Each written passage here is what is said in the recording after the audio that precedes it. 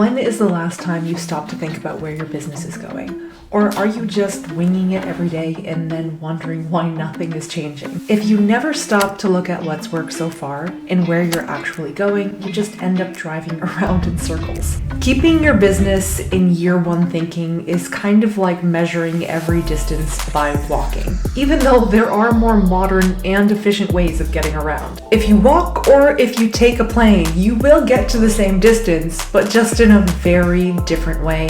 And this is what strategy is. It is deciding on how you want that business journey to feel. I've been thinking about this a lot lately because recently I was in Santa Monica, a little bit outside of my normal routine. And for the first time in a long time, I actually had the space to slow down and think to myself, where is this business actually going? For the last year, I've been running a business marathon, constantly pushing, producing, doing more. And it worked, but it also left me hovering a little bit too close to burnout, which is not a great place to be in when you're building for longevity. So I wanted to create a video while I reflect on how to make clearer business decisions and help others plan the next stage of their business growth. On that note, hi, my name is Jen. I am the owner of Jaia Studio, a strategy and design agency that works with businesses in the health, wellness, and fitness space to help them bring their ideas to life. Be sure to leave a comment, like, and subscribe if you haven't already, and check out our site if you're looking to build your brand.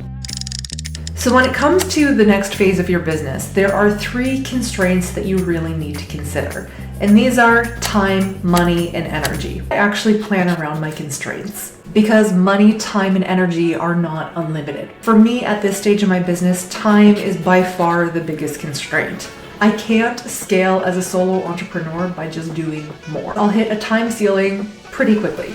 That realization alone helped me view my next phase of business goals. Instead of asking, what do I want to do this year? I started asking, what can I realistically grow without it depending entirely on my time? Strategic focus is the second thing that I'm planning my next phase of business on this year. And this one was a hard lesson for me.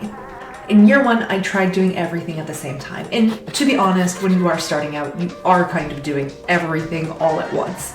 From services, content, platform, ideas, offerings, client management, the work itself. I thought that being really busy and stressed is just what ambition looks like. What it created was a lot of movement in no one direction.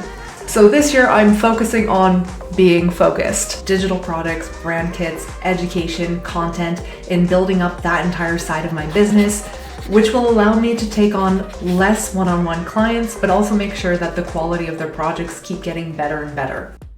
Actually, more than anything, systems are what keep you afloat more than your passion behind something. And motivation being the main thing moving your business forward is a dangerous idea to get behind because passion will only take you so far. As soon as you have a bad day, travel, you're tired, overwhelmed, your motivation starts to dwindle.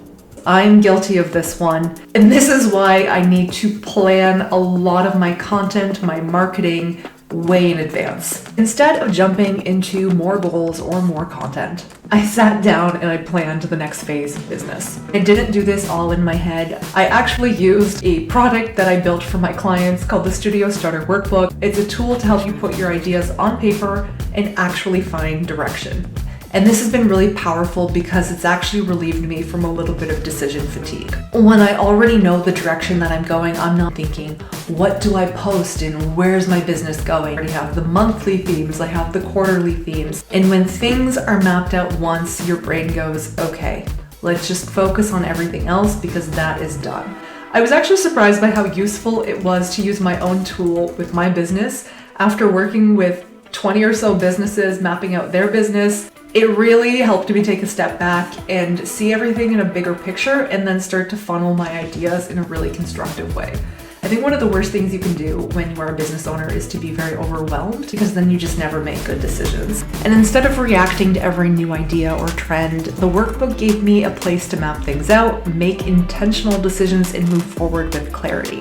If you want to use the exact same framework that I'm using to plan the next phase of my business, you can go to my site, jaiastudio.com, and download the Studio Starter Workbook. I'll also link it below. Before you guys go, I'm curious, what is the next phase for your business? Are you refining your offers? Are you trying to understand your marketing better? Are you feeling like you've outgrown your visuals and they don't match your messaging anymore? I'd love to hear where you are and what you're building towards in your next phase, so definitely comment that below. Thank you so much for watching, and I will see you guys in the next video.